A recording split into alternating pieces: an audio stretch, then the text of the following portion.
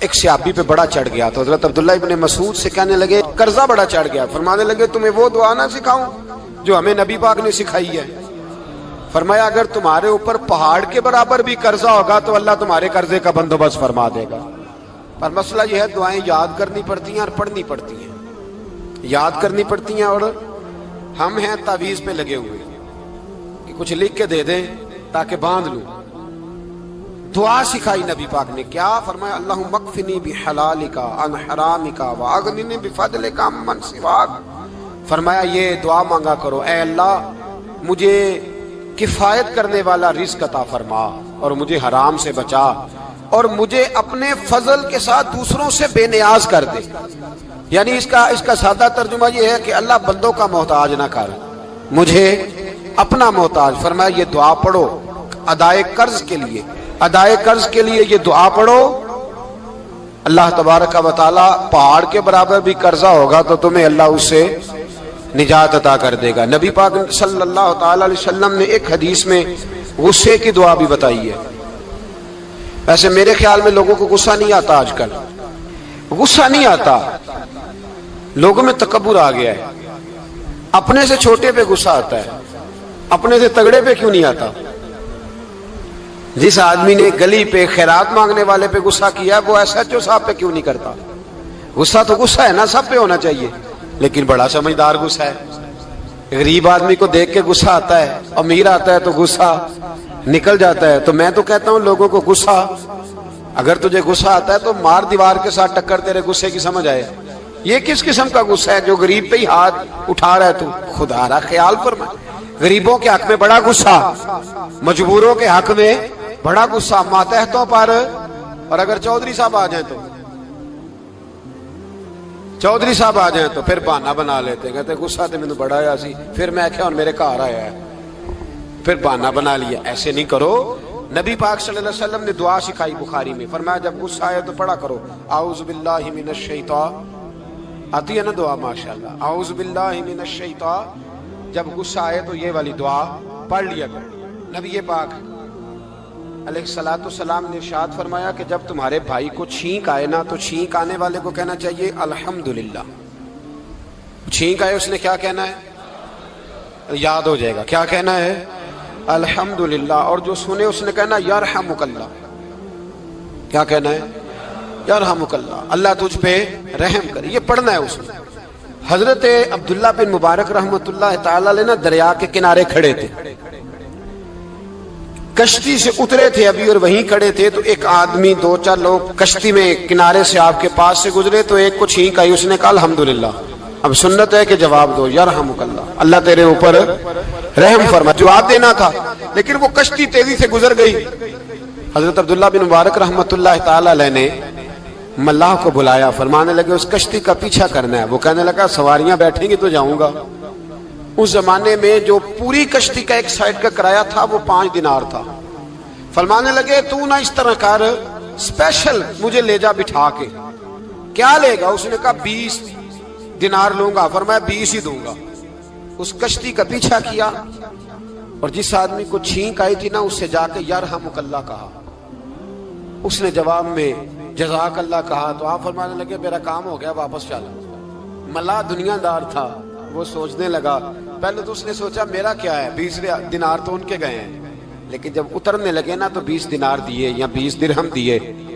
تو وہ کہنے لگا حضرت جی صرف ایک لفظ کہنے کے لیے آپ نے اتنا پیسہ خرچ کر دیا. فرمایا لفظ کہنے کے لیے نہیں، اپنے مصطفیٰ کی سنت ادا کرنے کے لیے، اپنے نبی پاک علیہ السلام کی سنت ادا کرنے کے لیے. یرحمک اللہ، اللہ تیرے اوپر رحمت کرے. کس طرح کا خوبصورت انداز سکھایا ہے. دیکھیے ایک حدیث ترمذی شریف میں نبی پاک صلی اللہ علیہ وسلم نے فرمایا کسی بیمار کو دیکھ کے یا کسی مصیبت میں مبتلا آدمی کو دیکھ کے تم یہ دعا پڑھ لو تمہیں کبھی وہ مصیبت نہیں آئے گی. کیسی خوبصورت دعا ہے. کسی مصیبت زدہ کو بیمار کو دیکھ کے پڑھو تمہیں کبھی وہ مصیبت. الحمدللہ الذی عافانی مما ابتلاک بہ وفضلنی علی کثیر ممن خلق تفضیلا. اللہ تعالیٰ کا شکر ہے جس نے مجھے اس مصیبت سے عافیت دی اور اس بیچارے کو یا تجھے اللہ نے مبتلا کیا اور اللہ نے مجھے اپنی بہت ساری مخلوق پہ فضیلت دی ہے، یعنی اللہ نے مجھے بڑا اچھا رکھا ہوا ہے یار، میں تو الحمدللہ بڑا اچھا ہوں، دیکھو بیچارہ، یعنی یہ دعا بھی ہے اور اپنے اوپر شکر ادا کرنے کا ایک۔ اعلیٰ حضرت فاضل بریلوی رحمت اللہ تعالیٰ علیہ کو نا گلے کے اندر چھوٹی چھوٹی 2 پھنسیاں نکل آئیں، تو اس زمانے میں طاعون کا مرض پھیلا ہوا تھا۔ ایک بڑے قابل حکیم کو لایا گیا، انہوں نے چیک کر کے کہا آپ کو تو طاعون ہو گیا ہے، فرمانے لگے چل دوڑ جا، مجھے طاعون نہیں ہو۔ اس نے کہا جناب یہ گلے پہ بنا ہوا ہے اور سب کو پتا ہے آج کل پھیلا ہوا، فرمایا سب کو ہو سکتا ہے مجھے نہیں ہو سکتا۔ کیوں؟ فرمانے لگے ایک بندے کو طاعون ہوا تھا تو میں نے اسے دیکھ کے وہ دعا پڑھ لی تھی جو نبی پاک نے بتائی ہے، لہذا حضور کا فرمان ہے تو مجھے ہر بیماری آ سکتی ہے پر یہ بیماری آ سکتی۔ وہ شخص کہنے لگا جی منہ میں بھی گلٹیاں چلی گئی ہیں، کھول نہیں رہا، کیا ہوگا؟ اعلیٰ حضرت نے کالی مرچ منگوائی، اسے پیس کے زبان کے نیچے رکھا تو ساری بیماری دور ہو گئی۔ فرمانے لگے بلاؤ نہ ذرا اس حکیم کو جو کہتا تھا طاعون ہو گیا ہے، وہ تو صحیح ہوتا ہی نہیں اتنی جلدی۔ فرمایا ہر چیز بدل سکتی ہے پر میرے نبی کا فرمان نہیں بدل سکتا، میرے رسول پاک علیہ السلام کا فرمان نہیں بدل سکتا۔ تو عزیز دوستو نبی پاک، اب بڑی خوبصورت بات آئی، ساری خوبصورت تھی، بڑی پیاری بات آئی۔ دنیا میں سب سے حسین چہرہ اللہ نے اپنے رسول کو عطا فرمایا ہے، نبی پاک کا چہرہ بھی حسین ہے، مکھ چند بدر شاہ شانی ہے، متھے چمک دی لاٹ نورانی ہے، کالی زلف تے اکھ مستانی ہے، مخمور اکھی ہیں مد بھری، پیارا چہرہ ہے۔ حضور کا جتنا چہرہ پیارا تھا اتنے ہی حضور کے اخلاق بھی بڑے پیارے تھے۔ لیکن میرے نبی پاک علیہ السلام جب آئینہ دیکھتے، کیا دیکھتے؟ حضور جب آئینہ دیکھتے، ہمارے نوجوان بھی سارا دن آئینے کے آگے کھڑے رہتے، کبھی بال اس طرح کے بناتے ہیں کبھی اس طرح، تو میرا کئی دفعہ دل کرتا ہے کہ میں ان سے کہوں کہ تو آئینے کو کہہ رہا ہے جھوٹ بول، پر وہ کیسے بولے؟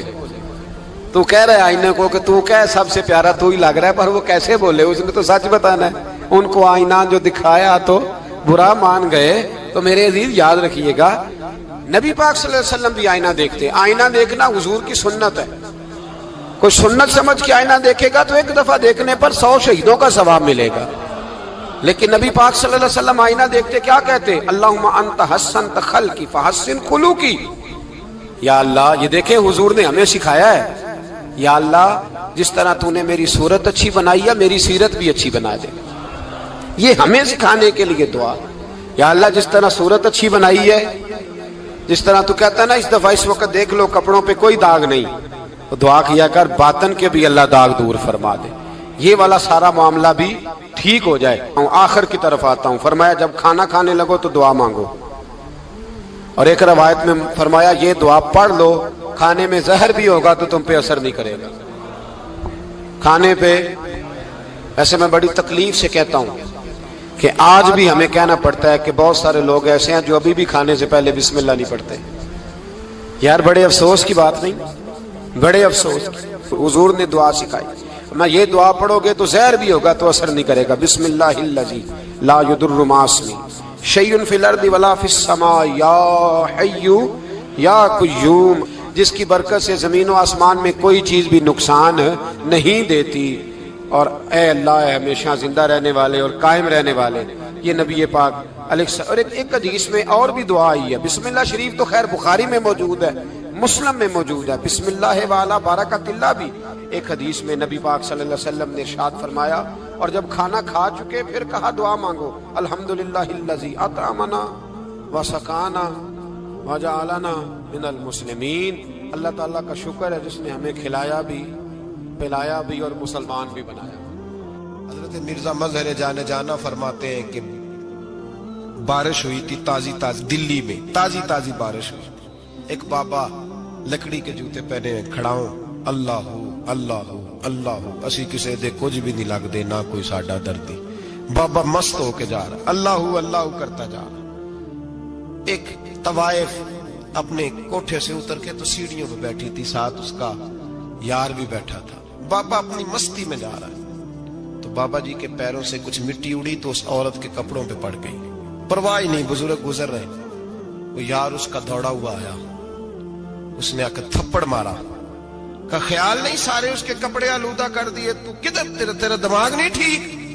بابے نے نظر اٹھائی، کا بیٹے میں نے دیکھا نہیں، चल अल्लाह तेरा भला करे, तूने बदला ले लिया। बाबा जी चुप करके, वइज़ा ख़ातबहुमुल जाहिलून क़ालू सलामा, चुप करके गुजर गए।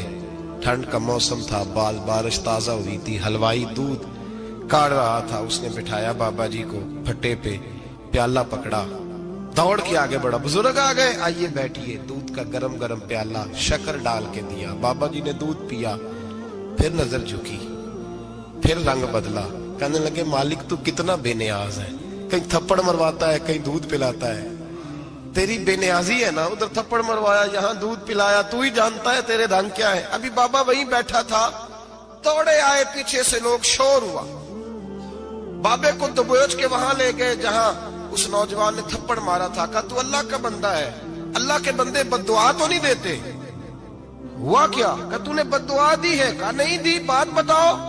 कहने लगे उसने तुझे थप्पड़ मारा है, छत पे चढ़ा है, पैर फिसला है, गर्दन के बल गिरा है, मनका टूट गया, मर गया है, तूने बद्दुआ दी है। बाबा जी कहने लगे यार मैंने तो दूसरा लफ्ज भी नहीं कहा, भला हो कह के गुजरा हूं, मैंने नहीं बद्दुआ दी। कहा तूने दी है तभी तो मर गया। कहा नहीं दी। कहा बाबा तू बुजुर्ग आदमी है, सच बोल। तो बाबा जी कहने लगे सच सुनो। फिर मैं आ रहा था, मेरे पैरों से मिट्टी उड़ी, इसके यार के कपड़ों पे पड़ी, इसे बुरा लगा, इसने मुझे मारा। जब इसने मुझे मारा तो मैं कोई लवारस तो नहीं था, जब इसने मुझे मारा तो मैं कोई लवारस तो नहीं था। मुझे दुश्मनों न छेड़ो, मेरा है कोई जहां में, मैं अभी पुकार लूंगा, नहीं दूर है मदीना। इसने मुझे मारा तो मैं कोई लवारस था कि मेरा बदला कोई ना लेता। इसने मुझे मारा है तो मेरे यार को बुरा लगा तो उसने इसे मार दिया है, मेरी तो गलती कोई नहीं, यारों यारों का झगड़ा है, ये तो दोस्तों का झगड़ा है, ये तो यारों का झगड़ा है, कोई गलती नहीं मेरी, कोई गलती नहीं। खश खश जिन्ना कदर नहीं मेरा, ए मेरे साहब नू वडियाइयां, मैं ते गलियां दा रूड़ा कूड़ा, मैं गलियां दा रूड़ा कूड़ा, मैनू महल चढ़ाया है साइयां, मैनू महल चढ़ाया साइयां। फरमाया इसने मुझे लवारस समझा था कि थप्पड़ मार के गुजर जाए, मेरा को पूछेगा ही नहीं। मेरे रसूल पाक अलैहिस्सलाम के बारे में रब फरमाते हैं अभी मैं तो तेरे होते हुए काफिर को सजा नहीं देता कि तू मौजूद है। याद रखे हजरत फुज़ैल बिन अय्याज फरमाते हैं एक जवान था, मस्जिद में आया, लोगों से कहने लगा रोटी खिलाओ, किसी ने तवज्जो ना की। उसने कहा मैं रब रब बताने वाला हूं, मेरी तरफ देखो तो सही। किसी शख्स ने ख्याल ही ना किया। फिर उसने कहा यार थोड़ा सोचो, नमाजियों से कहा, अहले इलाका से कहा, उन्होंने कहा तेरी तरह के बड़े दरवेश देखे। मस्जिद के मेहराब में वो रब करीम का बंदा इंतकाल कर गया। जब फौत हो गया ना, लोगों का मिजाज है, बीमार को दवाई नहीं देते, जनाजे पे वक्त पे पहुंच जाते। जब कोई गिर रहा होता है तो सहारा कोई नहीं देता, जब कोई गिर जाता है, टांग टूट जाती है तो तीमारदारी को जमाना पहुंच जाता है। और बुजुर्ग वो नौजवान अल्लाह का नेक बंदा मस्जिद के मेहराब में फौत हो गया। हजरत फज़ैल इब्न अय्याज कहते हैं इमाम साहब ने ऐलान किया चंदा दो, कोई लावारिस फौत हो गया, कफन देना। चंदा इकट्ठा हुआ, कफन खरीदा, जनाजा पड़ा, इशा के बाद दफन करके आए। फजर की नमाज के लिए जब इमाम और मुअज्जिन मस्जिद में आए तो चीखे मारने लगे, तड़पने लगे, दूर दूर तक आवाजें फैल गई, दुनिया दौड़ी आई। क्या हुआ? कहने लगे वो जो तुमने कफन पहनाया था वो यहाँ पड़ा हुआ है, और देखो कफन पे तहरीर लिखी है। तहरीर क्या है? अर्श के मालिक ने फरमाया मेरे दोस्त ने रोटी मांगी, तुमने दी नहीं, उसने तुम्हें मेरे करीब करने के लिए अपनी तरफ तवज्जो कराई, तुमने की नहीं, और मेरा यार तुम्हारे कफन का मोहताज था, संभाल के रखो अपना कफन, मैंने उसे जन्नत का लिबास अता फरमा दिया, संभाल के रखो, ये कोई लावारिसों का टोला है। याद रखें जो वारिस वाले हैं, वारिस वाले उनका रंग और है, जो मानने वाले हैं उनका मिजाज और है, अपनी जिंदगी लावारिसों की तरह। अल्लाह ताला अपने बंदों से बड़ी ही मोहब्बत फरमाता है। बगैर तलब के, बगैर दुआ के रिस्क, माल, औलाद, सेहत, आफियत, दोस्त, अहबाब, माँ बाप, ये सब नेमतें अल्लाह बगैर तलब के बंदों को अता फरमाता है। अल्लाह तबारक व तआला अपने बंदों के हक में रहमत वाले फैसले करता है, दरगुजर वाला मामला फरमाता है। जगह जगह कुरान मजीद में अल्लाह ताला ने अपने बंदों पर रहमत करने का जिक्र फरमाया है। ان اللہ یغفر الذنوب جمیعا، فرمایا بے شک رب تمہارے سارے ہی گناہ معاف فرما دے گا، تم نا امید نہ ہونا، وہ معاف کر دے گا تمہیں۔ قرآن مجید میں فرمایا ان اللہ بالناس لرؤوف الرحیم، بے شک اللہ اپنے بندوں پر بڑا ہی مہربان اور نہایت ہی رحم کرنے والا، رؤوف اور رحیم ہے، بڑا مہربان ہے، کرم فرماتا ہے۔ اللہ تعالیٰ اپنے بندوں سے بڑا جلد راضی ہو جاتا ہے، وہ اپنے بندوں کو بہت زیادہ مشقت میں نہیں ڈالتا، وہ اپنے بندوں سے اپنی نعمتوں کا بدلہ نہیں چاہتا، بہت سخت مشقت والی عبادتیں نعمتوں کے بدلے نہیں چاہتا، وہ بڑی جلدی رحم فرماتا ہے۔ ماں پیار کرتی ہے اپنے بچے سے، لیکن وہ ناراض بھی ہو جاتی ہے بعض چیزوں پہ، بعض معاملات اس کا دل بھی دکھاتے ہیں، بعض جگہ وہ رو کے یہ بھی کہتی ہے کہ تو نے میری محبت کا کوئی نتیجہ نہیں مجھے دیا، میری ساری کمائی تو نے ضائع کر دی۔ والد بہت ساری جگہوں پہ ناراض ہوتا ہے، شکوہ کرتا ہے، کہتا ہے میری بیماریوں کی، پریشانیوں کی، بڑھاپے کی، کمزوریاں کا سبب بیٹے تو ہی بن گیا، یہ ساری تکلیفیں تو ٹھیک ہو جائیں تو میری شاید عمر بھی بڑھ جائے، صحت بھی ٹھیک ہو جائے، میں زیادہ دیر جوان رہ سکوں۔ ناراض ہوتے ہیں ماں باپ، اسی طرح ماں باپ راضی بھی ہو جاتے ہیں، وہ بڑی جلدی راضی ہو جاتے ہیں۔ میں اکثر کہتا ہوں کہ والد کو راضی کرنے میں 5-7 منٹ لگ جاتے ہیں، اماں تو 1.5-2 منٹ میں راضی ہو جاتی ہے، ابا جی کو 5-7 منٹ لگتے ہیں، کئی دفعہ کہنا پڑتا ہے، کوئی دلائل دینے پڑتے ہیں، لیکن والدہ کے لیے تو کچھ بھی نہیں، آپ نیرا جا کے پیروں میں بیٹھ ہی جائیں، کچھ بھی نہ کریں، آپ پورا روئیں نہ، رونے والا منہ ہی بن جائے تو اماں تو نرم ہی نرم ہے، جس وقت جو مرضی آپ کرا لیں ہو گیا۔ اللہ تبارک و تعالی بلا مثال و بلا تشبیہ سمجھانے کے لیے عرض کرتا ہوں، اللہ بھی بعض معاملات میں اپنے بندوں سے ناراض ہو جاتا ہے، وہ کہتا ہے میں تکبر کرنے والوں کو پسند نہیں کرتا، وہ کہتا ہے فسادی پسند نہیں ہے، وہ فرماتا ہے کہ راہوں میں کجی کرنے والے پسند نہیں ہیں، وہ فرماتا ہے کہ بدعہدیاں کرو گے تو میں صبح قیامت تم سے سوالات کروں گا۔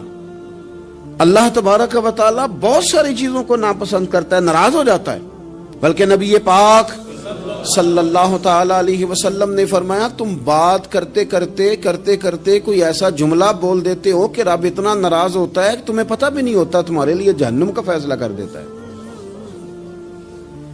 اس لیے پہلے تولو پھر بولو، خود اپنے لفظوں کی تو تم پہرے داری کرو نا کہ میں کیا کہہ رہا ہوں، کوئی ایسا جملہ، کوئی ایسی بات وارث شاہ مان کری نہ وارثاں دا، کوئی ایسی بات نہ تمہاری زبان سے نکلے۔ اور حضور یہ بھی فرماتے ہیں کہ اس کا دوسرا پہلو بھی ہے، بعض اوقات تم بات کرتے ایسا جملہ کہتے ہو وہ اتنا راضی ہوتا ہے کہ تمہارے لیے جنت کا فیصلہ فرما دیتا ہے۔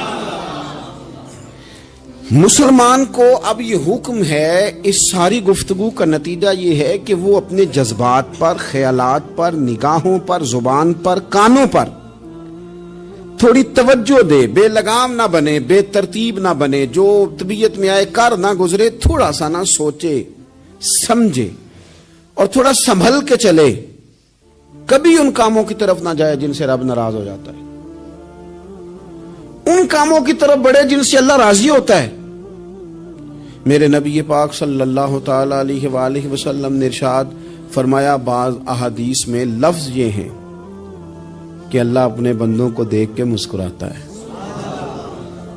جو اس کی شان کے لائق ہے۔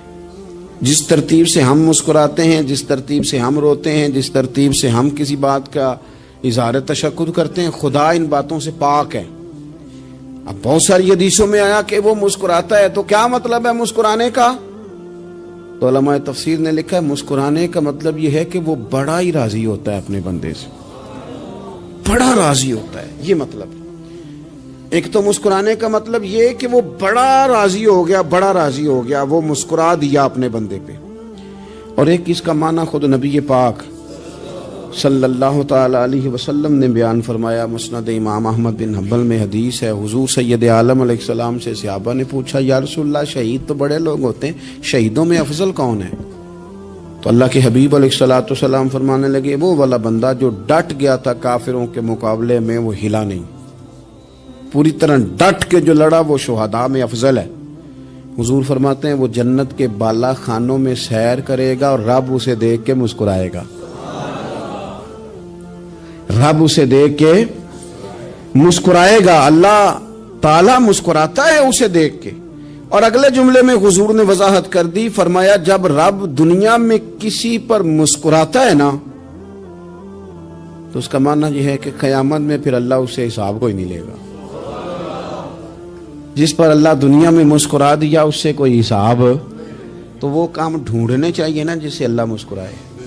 वैसे कभी हम ऐसा करते हैं कि नहीं कि किसी को राजी किया जाए? ये काम हम करते हैं कि हमारी कंपनी का जो सरबराह है वो हमसे राजी रहे, जिस इदारे में हम पढ़ाते हैं उस इदारे का बड़ा हमसे राजी रहे। ये करते हैं हम, उसके लिए कुछ न कुछ हीले बहाने हम करते हैं। बरादरी, कबीला, इलाका, बस्ती, लोग किसी तरीके से हमारे साथ मुतमिन रहे, करते हैं ना ये सारे काम। उसमें थोड़ी मुश्किल भी हमें आती है, लेकिन करते हैं। क्या करें, घर में भी कई दफ़ा ऐसा माहौल बनाना पड़ता है। चलें एक और मीठी मिसाल देते हैं, ज़्यादा समझ में आएगी। छोटा बच्चा खुश रहे, आप उसके लिए मेहनत नहीं करते। वो छोटा है, उसको खुश करना फर्ज है अब्बा पे, लेकिन वो कहता है कि मैंने मोटरसाइकिल लेना है। छोटा है, चला ही नहीं पाएगा, तो अब्बा फिर उसे राजी करता है, कहता है बेटे छोटा साइकिल ले ले, चल मैं तुझे उड़ाने वाला जहाज ले देता हूँ। मकसूद क्या है कि इसको नाराज नहीं करना, ये रोए ना, इसका दिल ना टूटे। हो यारो सुनो ना मैं क्या कह रहा हूँ। अगर छोटे बच्चे के लिए वो चीजें ढूंढते हो, मेरे अब्बा जी ना अपने नवासे के लिए खिलौना लेके आए, तो बच्चा बड़ा ही खेला, तो अब्बा जी कहने लगे लो पैसे पूरे हो गए मेरे। बच्चे को पसंद बड़ा है ना, पैसे पूरे कर छड़े ने, देखो ना जी कितना इसको राजी हुआ है। तो इंसान क्या करता है कि कोशिश करता है, छोटा बच्चा भी नाराज ना हो तो वो चीजें वो ढूंढता है कि इसको क्या पसंद है, चॉकलेट ले जाऊं, फलां चीज ले जाऊं, आइसक्रीम ले जाऊं। तो एक बच्चे के लिए, घर के लिए, सरबराह के लिए इतनी मेहनत करते हो, तो वो काम भी हमें ढूंढ के तलाश करने चाहिए ना, जिससे रब राजी होता है, अल्लाह राजी होता है। बताऊं वो कौन कौन से काम है? नबी करीम सल्लल्लाहु ताला अलैहि वसल्लम ने इरशाद फरमाया, 3 लोग हैं जिन्हें देख के रब मुस्कुराता है। या रसूल अल्लाह सल्लल्लाहु अलैहि वसल्लम वो कौन कौन से? तो महबूब फरमाने लगे, एक वो बंदा सारी मखलूक सोई है, आधी रात है, रात का पिछला पहर है, उसने उठ के वुजू कर लिया, मुसल्ले पे खड़ा हो गया खुदा की याद में। फरमाया इसे देख के रब मुस्कुराता है जो उसकी शान के लायक है। मुस्कुराता है अल्लाह। ये तो सोने का टाइम था, ये तो गहरी नींद आने का वक्त था, रात का पिछला पहर। रात पवे ते बेदर्दां नू नींद प्यारी आवे, ते दर्दमंदां नू याद सजन दी सुतियां भी आन जगावे। और सावन की काली रातों में जब बूंदा बांदी होती है, वो रातों को उठ उठ रोते हैं जब खलकत सारी सोती है। अल्लाह मुस्कुराता है।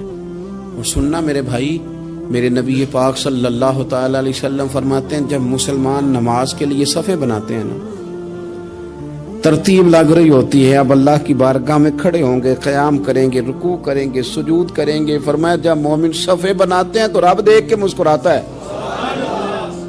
मुस्कुराता है। कमाल हो गए, उरूज बंदगी का।